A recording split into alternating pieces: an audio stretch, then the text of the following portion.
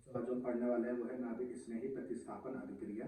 हम बात कर रहे हैं क्लास 12 की यानी बोर्ड 2026 की। तो मोस्ट इंपॉर्टेंट टॉपिक है जहाँ पे आपसे पूछा जाता है नाभिक स्नेही प्रतिस्थापन अभिक्रिया। यानी इसमें हम पढ़ेंगे दो केस, एक तो होगा SN1 और एक होगा SN2। तो SN1 और SN2 की या तो डेफिनेशन आ जाती है या कभी कभी इसकी क्रिया विधि भी पूछी जाती है। तो क्रिया विधि भी आपको पढ़नी है। डिटेल में मैं बताऊंगा कि SN1 किसे कहते हैं और SN2 किसे कहते हैं। देखें, तो पहला हमारे पास हो गया है SN1। इसमें जो वन है, इस वन को हम बोलते हैं एकाणुक। यानी अगर आपने कोटि पढ़ा होगा तो कोटि, प्रथम कोटि, द्वितीय कोटि अगर आपने पढ़ा होगा तो इस वन का मतलब है कि प्रथम कोटि की अभिक्रिया है। तो वन का मतलब एकाणुक। एस और एन की हम बात करते हैं तो एकाणुक, नाभिक स्नेही प्रतिस्थापन अभिक्रिया हो जाएगा। प्रतिस्थापन अभिक्रिया। अब देखिए, हम बात करते हैं किस चीज की, डेफिनेशन की बात करते हैं। तो रिएक्शन को करूंगा तब वो डेफिनेशन बताऊंगा कि कैसे उसको याद करना है। इसमें आपको करना क्या है, इसमें Rx लेना है। जैसे R हमारे पास ये हो गया और X हमारे पास Cl मान लेते हैं। तो इसमें हम Rx लेंगे, इस चीज का ध्यान रखना। साथ में से क्रिया हम कराएंगे KOH के साथ। ये KOH हमने कैसा ले लिया, जलीय, जलीय को हम A और Q यानी एक्वस भी लिख सकते हैं। सबसे पहले होगा क्या, K और Cl यहां से बाहर हो गया। आप KOH की जगह NaOH का भी उपयोग कर सकते हैं। तो यहाँ से K और Cl बाहर हो गया तो बचा क्या, OH। तो OH आ जाएगा इस कार्बन के पास, तो जाएगा CH3, CH3, CH3 और ये OH प्लस K और Cl बाहर हो जाएगा। अगर आपको ध्यान दिया जाए ढंग से तो इसमें बना क्या है, इसमें बना है एल्कोहल। यानी SN1 अभिक्रिया में क्या बनते हैं, एल्कोहल बनते हैं। डेफिनेशन की शॉर्टकट ट्रिक क्या, देखें, ये R है पूरा और ये X है। जब Rx की क्रिया हम KOH के साथ करते हैं तो क्या बनता है, एल्कोहल बनता है। इसे हम क्या बोलते हैं, SN1 अभिक्रिया बोलते हैं। या फिर आप बोल सकते हो कि जब Rx की क्रिया हम जलीय KOH या NaOH के साथ करते हैं तो एल्कोहल बनता है। उसे हम क्या कहते हैं, SN1 अभिक्रिया कहते हैं। अब बात आती है कि क्रिया विधि क्या है, रिएक्शन कैसे हुई है। तो क्रिया विधि देखें। क्रिया विधि करने से पहले कुछ बात जो आपको याद होनी चाहिए वो क्या है, वो मैं साइड में आपको लिख रहा हूं ताकि आपको कोई प्रॉब्लम ना आए।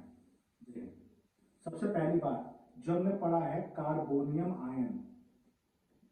कार्बोनियम आयन यानी कार्बे या कार्ब धनायन, यानी जिस कार्बन पे प्लस का चार्ज होता है उसको हम क्या बोलते हैं, कार्बोनियम आयन या कार्ब धनायन बोलते हैं। तो इनके स्थायित्व का जो क्रम है वो आपने 11वीं में पढ़ा होगा, 3 डिग्री, 2 डिग्री और 1 डिग्री और फिर CH3 होता है। तो ये आपने 11वीं में पढ़ा होगा। साथ में आपने ये पढ़ा होगा कि जो स्थायी का क्रम है वो ही इनकी क्रियाशीलता का क्रम भी है। यानी सबसे ज्यादा जो स्थायी है वो कौन होगा, 3 डिग्री वाला होगा, और सबसे कम स्थायी कौन होगा, CH3 प्लस होगा। ऐसे हम बात करते हैं क्रियाशीलता की, तो सबसे अधिक क्रियाशीलता 3 डिग्री वाले की होगी और सबसे कम होगी CH3 प्लस वाले की। इस पॉइंट को आप ध्यान रखोगे। दूसरा पॉइंट आप क्या ध्यान रखोगे, हमारे पास होता है NU माइनस।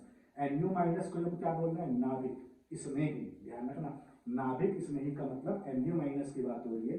NU माइनस वो होते हैं जिनके पास या तो लोन पेयर होते हैं। लोन पेयर का मतलब एकाकी इलेक्ट्रॉन युग्म। जैसे NH3 में N के पास एक लोन पेयर होता है, पानी में O के पास 2 लोन पेयर होते हैं। तो जिसके पास भी लोन पेयर होगा वो कौन होगा, NU माइनस होगा। दूसरी बात, जिनके पास भी माइनस का चार्ज होगा वो भी कौन होंगे, वो भी NU माइनस होंगे। जैसे आपके पास F minus, Cl minus, Br minus, I minus, कोई भी माइनस का चार्ज वाला जो भी आपके पास होगा वो कौन होगा, NU माइनस होगा। अच्छा सुने, यहां से मैं आपको जो बात बताने वाला हूं वो किसी भी क्रिया विधि के लिए इंपॉर्टेंट रहेगा, वो चीज का ध्यान रखना। हेडिंग का नाम क्या है, नाभिक स्नेही प्रतिस्थापन अभिक्रिया। तो नाभिक स्नेही का मतलब हो गया NU माइनस। तो 11वीं में आपने एक NU माइनस पढ़ा होगा और एक E प्लस पढ़ा होगा। E प्लस का मतलब है इलेक्ट्रॉन स्नेही अभिकरण। तो इलेक्ट्रॉन स्नेही कौन होंगे, जिनके पास प्लस का चार्ज होगा यानी पॉजिटिव चार्ज होगा। तो पॉजिटिव चार्ज जैसे CH3 प्लस, या फिर कोई सा भी एल्किल समूह यानी R प्लस। जिनके पास भी प्लस का चार्ज होगा वो कौन होगा, E प्लस होगा। या जिनके पास खाली कक्षक होंगे यानी खाली बॉक्स वाले भी कौन होंगे, वो भी E प्लस होंगे। जैसे AlCl3 की बात करते हैं तो Al का संकरण होता है sp2, इसका मतलब इसका एक ई बॉक्स खाली है, इसका मतलब ये भी ई प्लस का वर्क करेगा। दूसरी बात ध्यान रखेंगे, ई प्लस के बीच कोई क्रिया नहीं होती, ऐसी NU माइनस के बीच कोई क्रिया नहीं होती।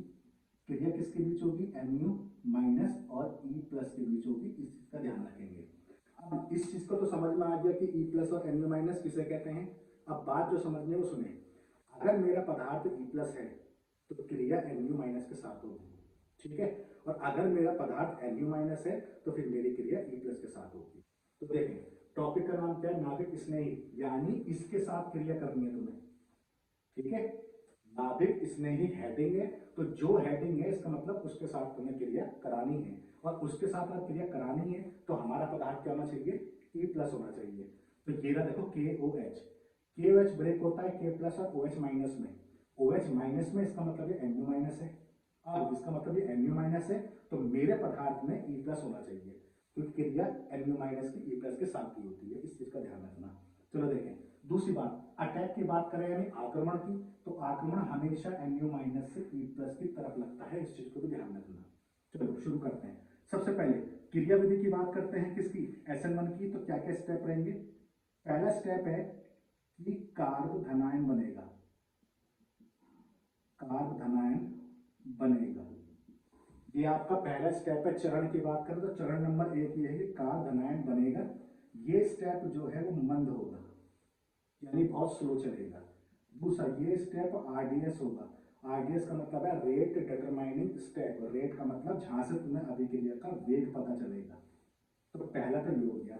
चरण नंबर 2 ये है कि जो कार्ब धनायन बना है, यानी कार्ब धनायन पर NU माइनस आक्रमण करेगा, ये हो गई इसकी क्रिया विधि। क्रिया विधि के कितने चरण हो गए? 2 चरण हो गए। पहले चरण में क्या बनेगा? कार्ब धनायन बनेगा, मंद होगा, और RDS यानी जहां से वेग का पता चलेगा, यानी कोटि की बात कर रहे हैं। दूसरे स्टेप में कार्ब धनायन पर NU माइनस का आक्रमण होगा, और ये स्टेप कैसा होता है? ये स्टेप होता है फास्ट, यानी तीव्र होता है। ये स्टेप मंद है और ये स्टेप तीव्र है। चलो शुरू करते हैं। पहला स्टेप क्या है? कार्ब धनायन। कार्ब धनायन का मतलब कार्बन होना चाहिए, यहाँ पे कार्बन नहीं है, यहाँ कार्बन है। सबको पता है Cl पर माइनस का चार्ज होता है, C पे प्लस का होगा, फिर यानी ये नेगेटिव ज्यादा है तो इसका मतलब ये पॉजिटिव होगा, तो इसका मतलब यहां से ये बंद ब्रेक होगा। तो स्टेप नंबर 1 ये हो गया CH3, ये हो गया Cl। अब बात करते हैं Cl नेगेटिव ज्यादा होता है C से, तो ये बंद इस साइड मूव हुआ। जब भी कोई बंद अपने साथ लेके जाता है तो उस पर चार्ज माइनस का आ जाता है, और दूसरे वाला जो बच जाता है उस पर चार्ज प्लस का आ जाता है। तो CH3 और ये प्लस। ये स्टेप कैसा है? पहला स्टेप मंद है, जो हमने लिखा है। कैसा है? RDS है, ये भी लिख दिया। अच्छा, अब यहां से हम बात करें तो पहले स्टेप में क्या बना है? कार्ब धनायन बना है। कार्ब धनायन मैंने यहाँ लिखे हुए हैं, जिन कार्बन पे प्लस का चार्ज होता है। स्थायित्व क्रम 3 डिग्री का सबसे अधिक होता है। तो जिस कार्बन पे प्लस का चार्ज होता है वो कार्बन कितने कार्बन से कनेक्ट है उसी को हम डिग्री बोलते हैं। तो जिस कार्बन में प्लस का चार्ज है वो अटैच है 1, 2 और 3 कार्बन से, इसका मतलब इसकी डिग्री 3 है। इसलिए हम SN1 में 3 डिग्री वाला ही RX लेते हैं, R और X। 3 डिग्री वाला हम क्यों लेते हैं? क्योंकि 3 डिग्री वाला जो कार्ब आयन होता है वो अधिक स्थायी होता है, अधिक क्रियाशील भी होता है, इसलिए हमने 3 डिग्री वाला RX लिया है। अच्छा देखिए, पहला स्टेप कंप्लीट हुआ। दूसरे स्टेप की बात करते हैं तो दूसरे स्टेप में क्या है? कार्ब धनायन पर NU माइनस आक्रमण करेगा। अब NU माइनस का मतलब ये पार्ट तो पूरा हो गया, ये रह गया। तो KOH कैसे ब्रेक होता है? K प्लस और OH माइनस में। तो हमने सबसे पहले क्या करा कि OH को ब्रेक कर दिया। स्टेप सेकंड को भी हटा देते हैं। ये हो गया KOH ब्रेक होकर क्या बन गया? K प्लस और OH माइनस। ये NU माइनस रेडी हो गया, जो हेडिंग थी। नाभिक स्नेही का मतलब NU माइनस का आक्रमण होगा, तो NU माइनस ये रहा, आक्रमण करेगा किसके ऊपर? कार्ब धनायन के ऊपर। कार्ब धनायन हो गया CH3 प्लस, और ये हो गया हमारे पास NU माइनस यानी OH माइनस। चरण नंबर 2, तो इसका अटैक यहाँ होगा। मैंने कहा है अटैक NU माइनस से E प्लस की तरफ होगा, तो माइनस से प्लस की तरफ होगा। तो क्या बन गया? CH3 OH। ठीक है। अच्छा, अब बचा क्या लास्ट में, के प्लस और यहाँ पे Cl माइनस बाकी है, तो लास्ट में दोनों अटैच हो जाते हैं, तो क्या बन जाएगा, ओवरऑल KC बन जाएगा। अच्छा ध्यान से देखें, ये तो चीज आपको समझ में आ रही थी क्या क्या हुआ है। अब देखें, पहले स्टेप में कार्ब धनायन बनेगा, ये बात ठीक है, मंद होगा, ठीक है। RDS यानी वेग जो डिसाइड होगा, यानी कोटि जो डिसाइड होगी वो प्रथम जो चरण है उसी से होगी। देखें, प्रथम चरण से ही हम वेग का पता करते हैं, तो प्रथम चरण में कौन है, RX, इसका मतलब है जो वेग है वो समानुपाती है किसके, RX के, ये तो बात ठीक। अब NU माइनस के भी समानुपाती है क्या, चरण नंबर 2 की बात करें तो चरण नंबर 2 में NU माइनस का आगमन होगा, NU माइनस ये रहा, NU माइनस चरण नंबर 2 में है, और 2 में है तो इसका मतलब वेग तो पहले में है, इसका मतलब NU माइनस का अगर सेकंड स्टेप में आना हुआ, इसका मतलब है वेग सिर्फ RX की सांद्रता पर ही निर्भर करेगा, NU माइनस की सांद्रता पर निर्भर नहीं करेगा, क्योंकि NU माइनस स्टेप नंबर 1 में नहीं है, स्टेप नंबर 2 में है, तो इसका मतलब वेग समानुपाती होगा सिर्फ और सिर्फ RX के, यानी इसके समानुपाती नहीं है, क्योंकि चरण नंबर 2 में है। अब समानुपाती का साइन हट जाएगा, तो वेग इजिकल टू वेग स्थिरांक यानी K, और ये क्या बन गया, RX। तो इसको देख के समझ में आ रहा है कि RX की पावर कितनी है, 1 है, इसका मतलब इसकी कोटि कितनी हुई, 1 हुई, इसका मतलब ये SN1 की अभिक्रिया है। तो आई होप यहाँ तक आपको समझ में आया होगा। दूसरी बात, अगर वेग वाले पार्ट में NU माइनस नहीं आ रहा है, इसका मतलब है जो तुम ये NU माइनस ले रहे हो, ये चाहे प्रबल हो चाहे दुर्बल हो, इससे अभिक्रिया के वेग पर कोई प्रभाव नहीं पड़ेगा। तो बाई चांस अगर क्वेश्चन आता है कि क्या NU माइनस का प्रभाव SN1 अभिक्रिया में पड़ेगा रिएक्शन की क्रियाशीलता को बढ़ाने में या घटाने में, तो NU माइनस का कोई प्रभाव नहीं पड़ेगा। तो आई होप यहाँ तक आपको समझ में आया होगा। तो मैं इसको रफ कर देता हूँ और फिर आगे बढ़ते हैं। ये सारे पार्ट जितने भी मैंने लिखे हैं, ये सारे पार्ट आपको याद होने चाहिए, तो उसके बाद आपको किसी भी अभिक्रिया की क्रियाविधि को करने में कोई प्रॉब्लम नहीं आएगी और आप इजीली जो क्वेश्चन है उनको सॉल्व कर पाओगे। ठीक है, अब देखते हैं क्वेश्चंस कैसे कैसे होंगे। यानी कारक, कारक का मतलब है क्या क्या चीजें होंगी जो SN1 को प्रभावित करती हैं। सबसे पहले अभिकारक, अभिकारक का मतलब हुआ RX। अभिकारक आपको कौन सा लेना है, जहां रिएक्शन फास्ट होगी वो सबसे बढ़िया होगा। तो स्थायी का क्रम कौन सा है, 3 वाला। तो ध्यान रखना अभिकारक 3 डिग्री, 2 डिग्री, 1 डिग्री और मैथिल, ये वाले अभिकारक आपको लेने हैं। किसमें, RX की बात हो रही है, तो RX में जो R होना चाहिए वो 3 डिग्री, 2 डिग्री, 1 डिग्री और CS3। तो जहां पे 3 डिग्री होगा वहां पे SN1 फास्ट होगी, तो जहां पे CS3 होगा वहां पे SN1 स्लो होगी। बात करते हैं क्या इंसिन कोई पहले है, तो ध्यान रखना इंसिन पहले का आता है, जिसे हम क्या बोलते हैं, रेजोनेंस यानी अनुनाद। अनुनाद जहां आ जाएगा तो उस केस में वो अभिक्रिया सबसे फास्ट मानी जाएगी। तो एक काम करते हैं, इस ऑर्डर को थोड़ा चेंज कर लेते हैं। नंबर 1 पे आता है बेंजीन समूह। बेंजीन समूह में रेजोनेंस होता है, इसका मतलब इसकी क्रियाशीलता सबसे अधिक होगी, यानी SN1 यहाँ सबसे फास्ट होगी। इसके बाद आता है एलिल समूह। ये कौन सा समूह है, ये समूह है बेंजीन, और ये समूह कौन सा है, एलिल।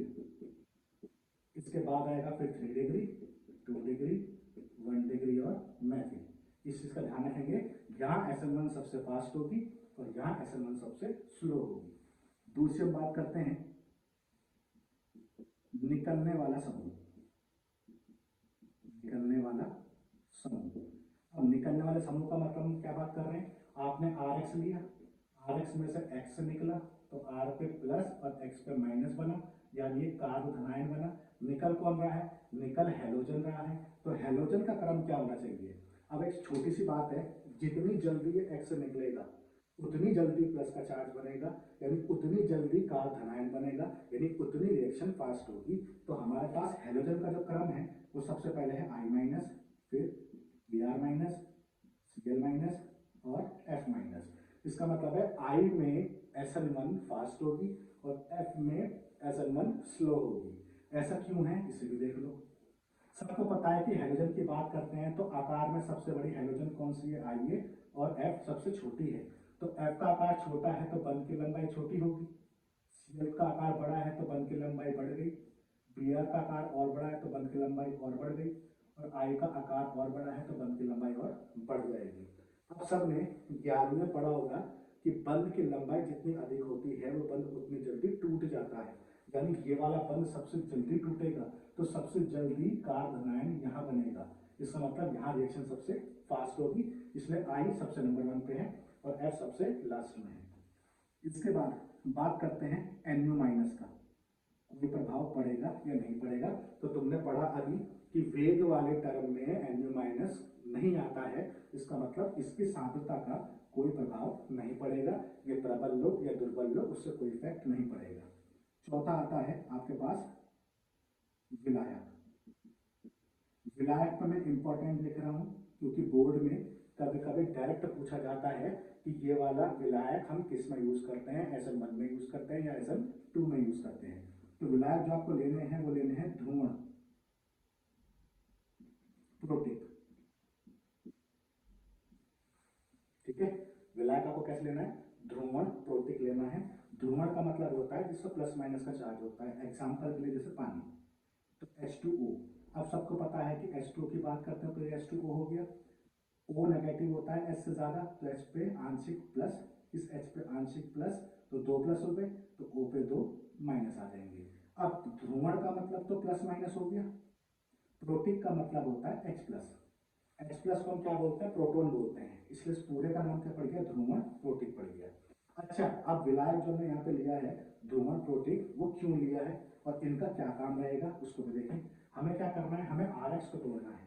तो RX को तोड़ने के लिए हमने जो विलायक लिया है वो पानी लिया है। पानी काम कर रहा है किसी का, ध्रुवण प्रोटिक का। तो पानी क्या करता है, यहाँ देखो, ये हो गया O, ये H, ये H। नेगेटिव ज्यादा कौन है, X, पॉजिटिव कौन है, R।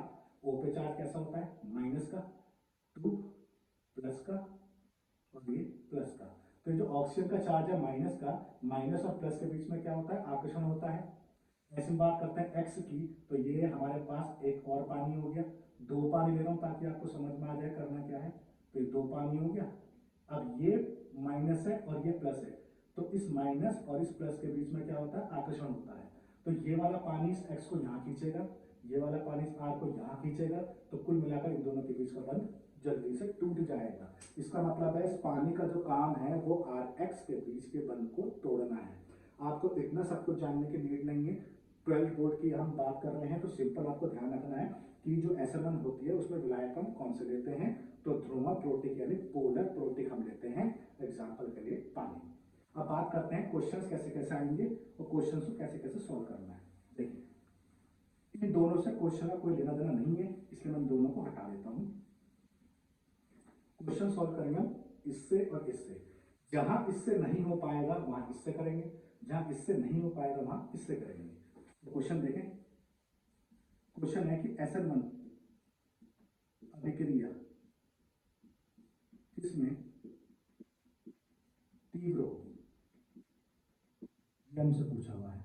ठीक है, क्या क्या दिया है, CH3 Cl दिया है, option A CH3 CH2Cl, option B CH3 CH CH3 Cl, option C, and last में दिया है CH3 CH3 CH3 और ये Cl, ऑप्शन डी। तो ये 4 ऑप्शन आपको दिए गए हैं, पूछा गया है कि SN1 किसमें फास्ट होगी। तो देखें Cl Cl Cl Cl, यानी जो निकलने वाला समूह है यानी Cl वो सब में कॉमन है, सब में कॉमन है। इसका मतलब सेकंड वाले से हम ये सॉल्व नहीं कर पाएंगे, तो हम फर्स्ट वाले पर आ गए। बेंजीन समूह इन चारों में है, नहीं है। एरिल समूह चारों में है, नहीं है। 3 डिग्री है, देखो डिग्री की बात करते हैं तो ये वाला CH3 CH2Cl, इससे पहले CH3Cl, तो CH3 ये रहा, इसका ये मतलब है मैथिल है। CH3 CH2Cl, इसकी डिग्री क्या है, इसकी डिग्री 1 है। CH जिस कार्बन से कनेक्ट है वो 2 कार्बन से कनेक्ट है, तो डिग्री कितनी हो गई, 2। CH जिस कार्बन से कनेक्ट है वो 3 कार्बन से कनेक्ट है, तो डिग्री कितनी हो गई, 3। CH जिस कार्बन से कनेक्ट है वो 1 कार्बन से कनेक्ट है, तो डिग्री क्या हो गई, 1। तो डिग्री के हिसाब से बात करते हैं तो 3 डिग्री वाला सबसे पहले आ रहा है, इसका मतलब फाइनल आंसर क्या होगा, ये होगा। यानी इसमें SN1 अभिक्रिया सबसे फास्ट होगी। और पूछा जाए कि निम्न अभिक्रिया में SN1 कहाँ सबसे मंद होगी, तो मंद कहाँ होगी, जहां मैथिल समूह सबसे पास होगा, मतलब मैथिल समूह उपस्थित होगा। तो मैथिल कहाँ है, यहाँ है, इसका मतलब यहाँ पे SN1 सबसे स्लो होगी। आई थिंक यहाँ तक आपको समझ में आ गया होगा। अगला देखें, अगला मान लो आपको दिया है ऑप्शन हमें ये चेक करना है SN1 अभिक्रिया कहाँ फास्ट होगी और कहाँ पे स्लो होगी। तो अगला मामला आपको दिया है ये ऑप्शन ए, ऑप्शन बी और ऑप्शन सी। इसकी हम बात करें डिग्री की और पहले हम बात करें हेलोजन की, Cl Cl Cl कॉमन है यानी इससे सॉल्व नहीं होगा। तो पहले वाले पार्ट पे जाएंगे, बेंजीन समूह नहीं है, एल्डिल समूह नहीं है, 3 to 1 डिग्री हमें चेक करना है, मैथिल चेक करना है। तो Cl जिस कार्बन से कनेक्ट है वो डायरेक्टली एक कार्बन से कनेक्ट है तो डिग्री हो गई 1। Cl जिस कार्बन से कनेक्ट है वो 2 कार्बन से डायरेक्टली कनेक्ट है तो डिग्री हो गई 2। Cl जिस कार्बन से कनेक्ट है वो 3 कार्बन से डायरेक्टली कनेक्ट है तो डिग्री हो गई 3। इसका मतलब SN1 अभिक्रिया सबसे फास्ट कहाँ होगी, यहाँ, और सबसे स्लो कहाँ होगी, यहाँ। ठीक है, 3 to 1। अगला मान लेते हैं जो आपको दिया हुआ है, ये दिया हुआ है Cl Br और ये I, ऑप्शन ए, बी और सी। SN1 किस पर फास्ट हो गया, किसमें स्लो होगी। तो Cl Br और I, ध्यान से देखें तीनों हेलोजन अलग अलग हैं और आई सबसे पहले है यानी पहले नंबर पे है, तो जहाँ पे आई होगा वहाँ पे SN1 सबसे फास्ट होगी। इसका मतलब सबसे फास्ट कहाँ होगी, यहाँ होगी, और सबसे स्लो कहाँ होगी, यहाँ होगी। अगर हम बात करते हैं कि पहला वाला लग सकता है तो देख लो बेंजिल है नहीं है, एलिल नहीं है, 3 to 1 चेक कर लेते हैं। Cl जिस कार्बन से कनेक्ट है वो कार्बन से कनेक्ट कितने से, 3 से, तो डिग्री हो गई 3। Br जिस कार्बन से कनेक्ट है वो 3 कार्बन से कनेक्ट है, डिग्री 3। I जिस कार्बन से कनेक्ट है वो 3 कार्बन से कनेक्ट है, डिग्री 3। इसका मतलब यहाँ पे तीनों की डिग्रियां सेम है, डिग्री सेम है तो इसका मतलब पहले वाले से सॉल्व नहीं होगा, इसलिए हम सेकंड वाले के पास आ गए। इसका मतलब यहाँ पे SN1 अभिक्रिया सबसे फास्ट होगी। चलिए एक तो और देख लेते हैं। जैसे मान लो आपको दिया है CH2 Cl और आपको दिया है CH2 Cl, पूछा क्या है, दोनों में से SN1 कहाँ पे फास्ट होगी। अच्छा देखिए हेलोजन हेलोजन दोनों Cl है, दोनों सेम है, इसका मतलब दोनों से पहचान नहीं हो पा रही। पहले वाले पे जाएंगे, ये कौन सा समूह है, बेंजीन।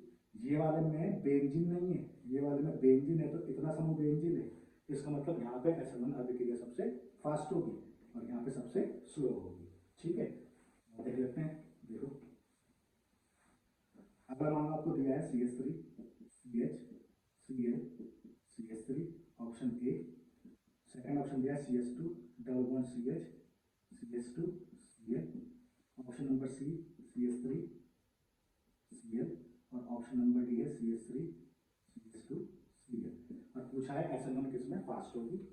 तो Cl Cl Cl Cl चारों कॉमन है यानी इससे सॉल्व नहीं होगा। पहला वाला कटे बेंजीन नहीं है, aryl CH2 double bond CH CH2, तो ये इतना ही रहा। इसका मतलब सेकंड नंबर पे है, इसका मतलब यहीं पे रिएक्शन सबसे फास्ट होगी, बाकी को देखने की नीड नहीं है क्योंकि बाकी में 1 2 या 3 डिग्री जो भी है वो हो सकता है, परंतु ये पहले है तो इसका मतलब यहाँ पे रिएक्शन फास्ट होगी।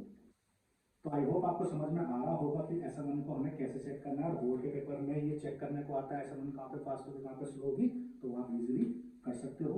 लास्ट क्वेश्चन SN1 का ये मान लेते हैं, आपको दिया है CH2Cl, ऑप्शन ए, ये आपको दिया है ऑप्शन बी, और ये आपको दिया गया है ऑप्शन सी। और पूछा गया है SN1 अभिक्रिया किसमें फास्ट होगी, हम ये भी चेक कर सकते हैं किसमें स्लो होगी। अच्छा देखें यहाँ पे बेंजीन समूह ये रहा, Cl Cl Cl कॉमन है तो इससे शो यानी सॉल्व नहीं होगा।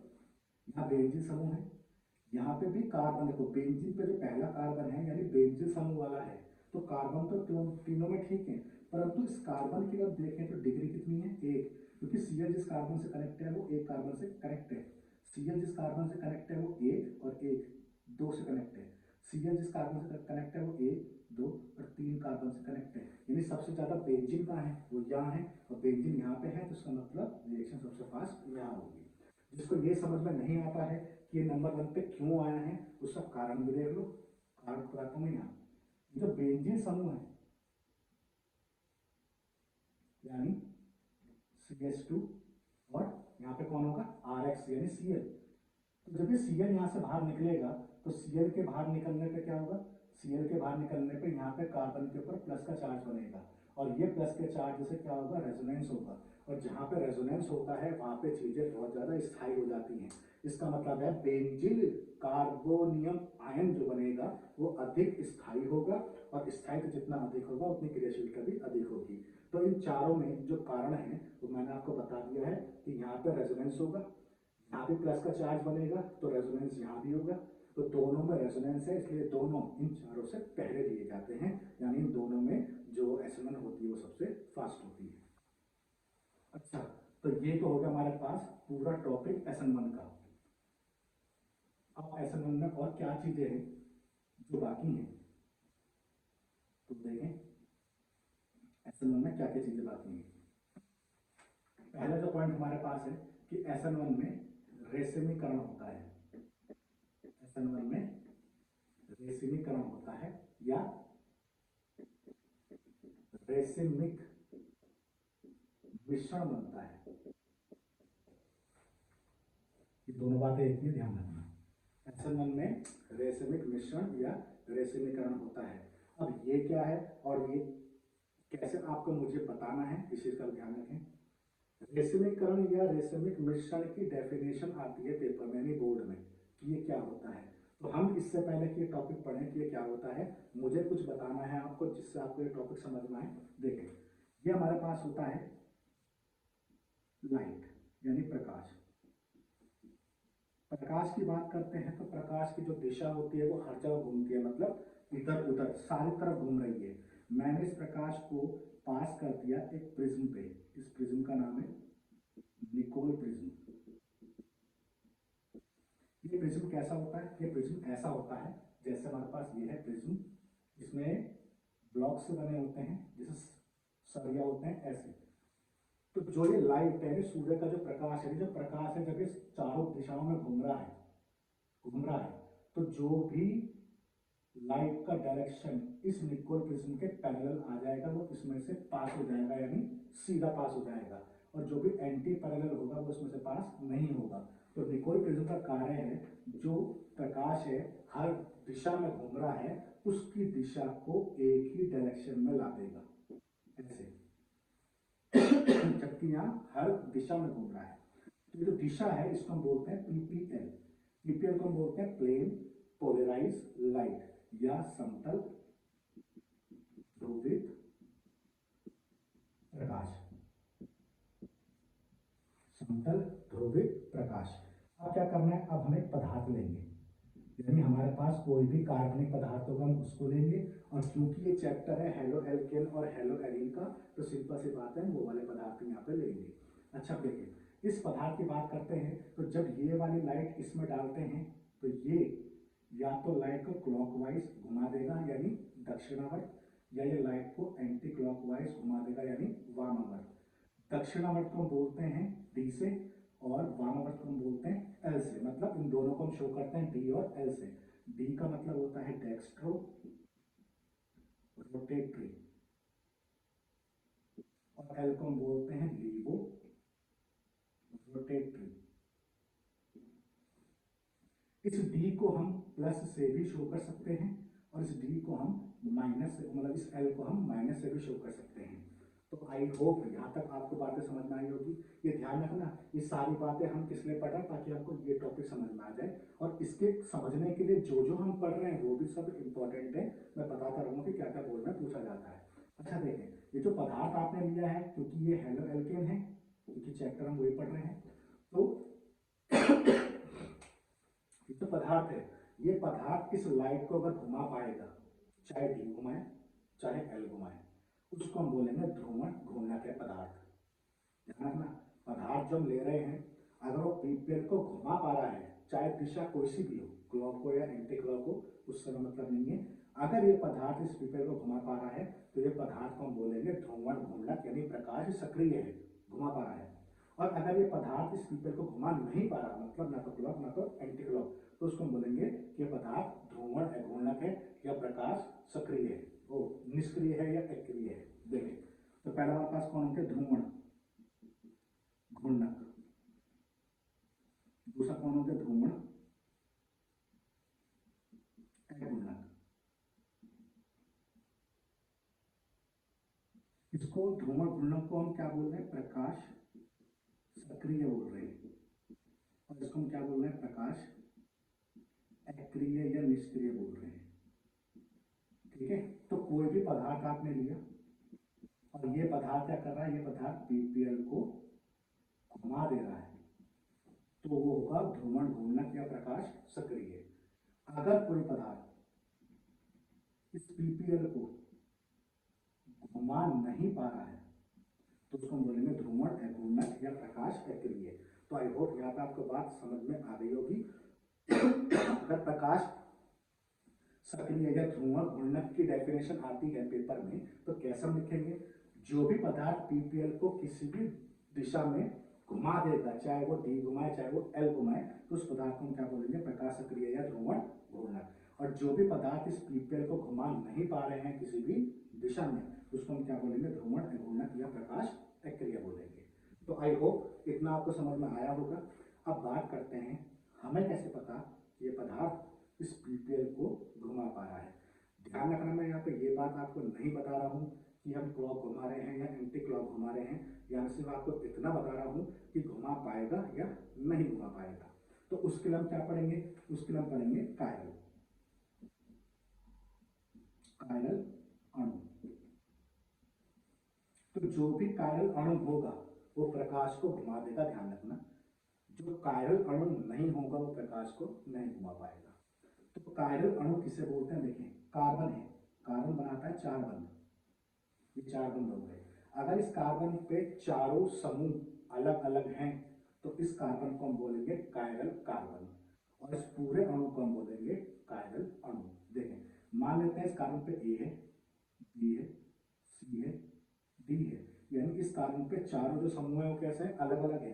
तो इस कार्बन को हम बोलेंगे कायरल कार्बन, और इस पूरे अणु को हम क्या बोलेंगे, कायरल अणु बोलेंगे। और जो कायरल अणु होते हैं वो ध्रुवण घूर्णक होते हैं, यानी प्रकाश सक्रिय होते हैं, यानी प्रकाश को घुमा देंगे। तो इतनी ही बात आपको ध्यान रखनी है। तो मैंने आपको जो बताया कायरल अणु के बारे में बताया है, तो पेपर में ये भी पूछा जा सकता है निम्न में से कौन सा कायरल अणु होगा या नहीं होगा। दूसरी बात, एग्जाम्पल के तौर पर बात करें, जैसे सी, Cl, F, Br, I, आपसे पूछा जा रहा है कि कायरल अणु है या नहीं है। तो देखें इस कार्बन पे चारों समूह कैसे हैं, अलग अलग हैं, अलग अलग हैं, इसका मतलब एक कायरल अणु होगा। हमने राइट कर दिया कि यहाँ पे ये है। अगला मान लो मेरे पास है C, Cl, OH, H और H। इसकी बात करें तो इस कार्बन पे एक समूह OH है, एक समूह Cl है, दो तो अलग अलग है, परंतु इस कार्बन पे दो H आ गए, यानी दोनों एक जैसा आ गए, जबकि मुझे चारों कैसे चाहिए थे, अलग अलग चाहिए थे, अलग अलग चाहिए थे, परंतु है नहीं। तो ये अणु कौन सा हुआ, ये अणु हुआ अकायरल। ये अणु कौन सा हुआ, अकायरल। और जो अकायरल होते हैं वो ध्रुवण अघूर्णक होते हैं, मतलब ये प्रकाश को नहीं घुमा पाएंगे, इस चीज का ध्यान रखना। तो प्रकाश को घुमाने के लिए हमें क्या चाहिए, प्रकाश को घुमाने के लिए हमें सिर्फ और सिर्फ कायरल अणु की जरूरत पड़ेगी। तो जहां भी कायरल अणु आपको मिलेगा वो प्रकाश सक्रिय होगा, यानी ध्रुवण घूर्णक होगा। और अगर आपसे पूछा जाता है कि निम्न में से कौन सा कायरल अणु है, तो आपको सिर्फ इतना ही चेक करना है कि कौन सा कार्बन ऐसा है जिसपे चारों समूह अलग अलग हैं। जैसे फिलहाल मैं इसको रफ कर देता हूँ, आई होप यहाँ तक आपको चीजें समझ में आ रही होगी। तो आप राइट डाउन कर सकते हो या स्क्रीनशॉट ले सकते हो। तो आगे बढ़ते हैं।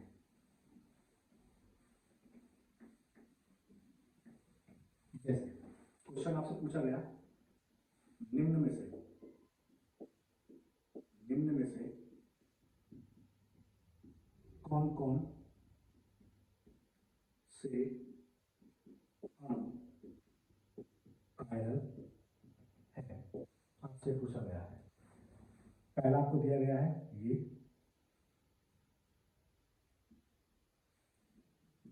दूसरा आपको दिया गया है ये,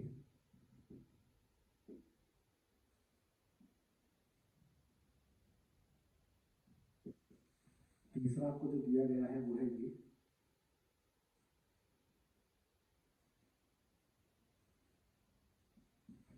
चौथा जो आपको दिया गया है वो है,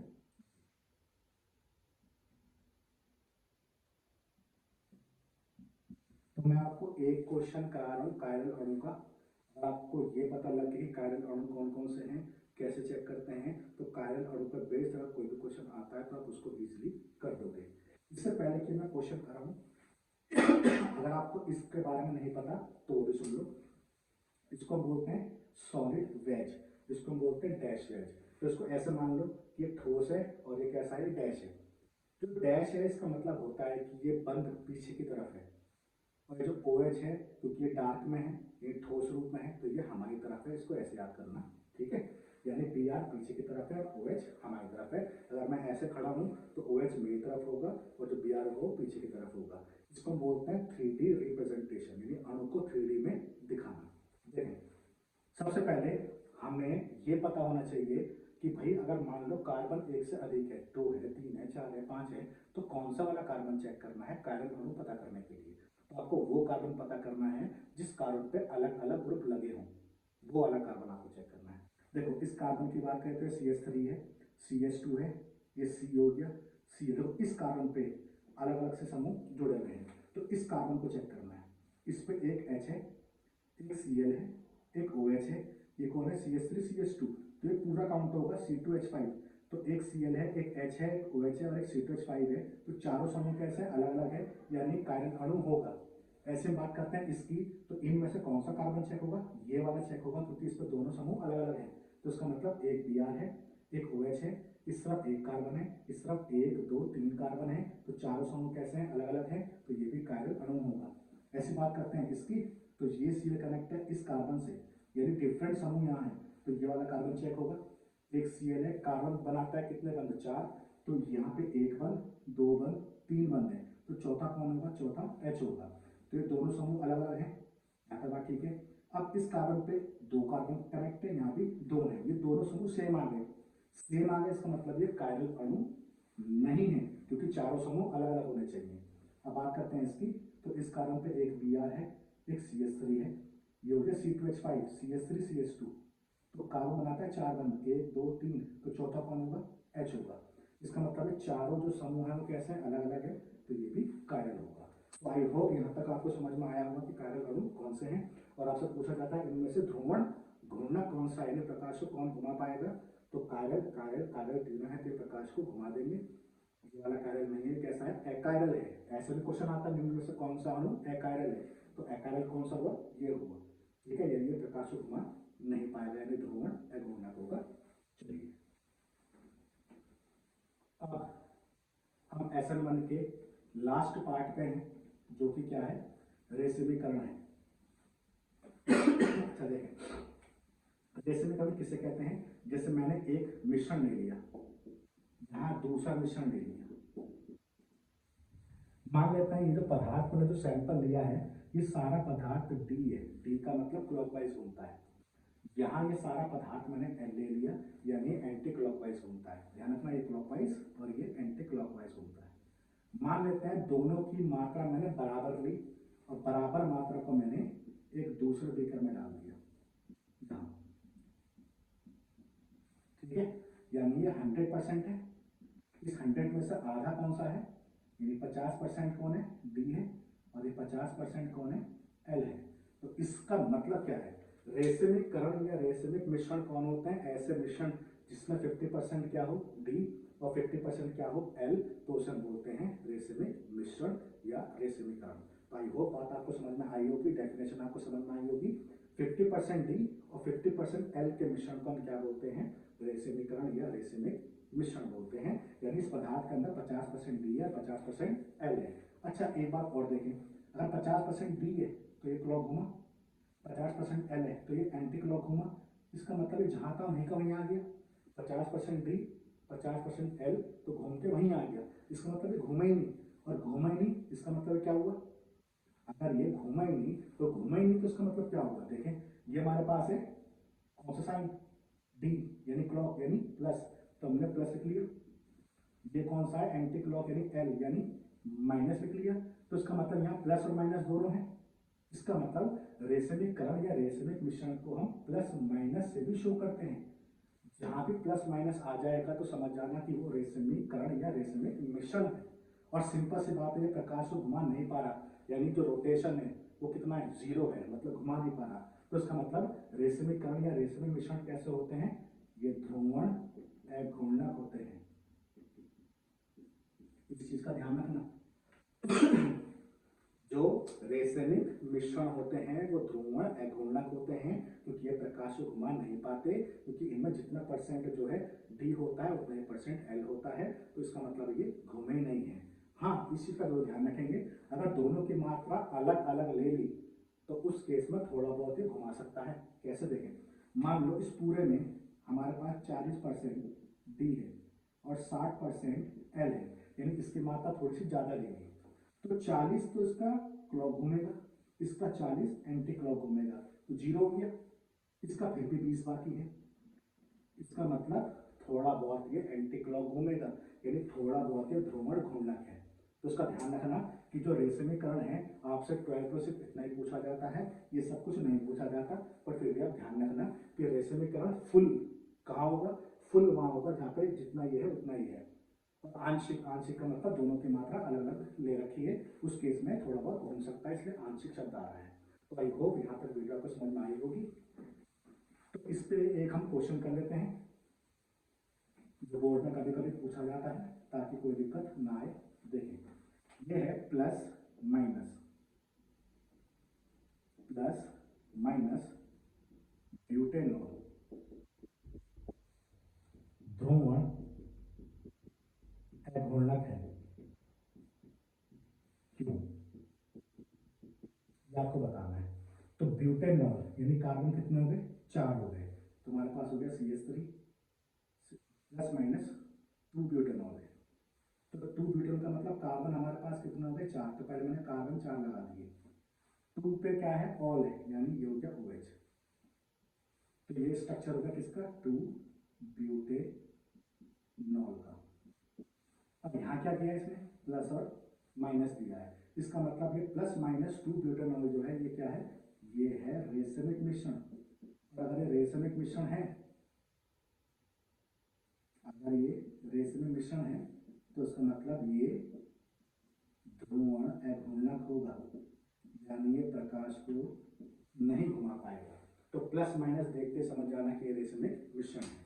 तो आई होप ये वीडियो आपको समझ में आई होगी। तो यहाँ मैंने आपको डिटेल में बताया कि एसोलम अभिक्रिया किसे कहते हैं, और क्लास 12 की बात करते हैं तो ये बोर्ड में हमेशा देखने को मिलती है क्रिया विधि के साथ। तो इस टाइप की वीडियो देखने के लिए हमारे चैनल को देखते रहिए।